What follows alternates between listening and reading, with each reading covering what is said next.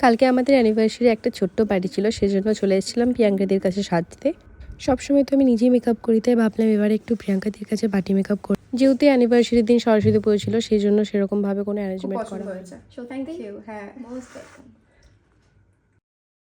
এটা ছিল আমার কালকের ফুল লুকটা। আমি ভেবেইছিলাম অ্যানিভার্সারির দিন বিয়ের বেনারসিটাই পরবো, আর আমরা দুজনেই শাড়ি পাঞ্জাবি দুজনেই বিয়ের দিনেরই পরেছিলাম।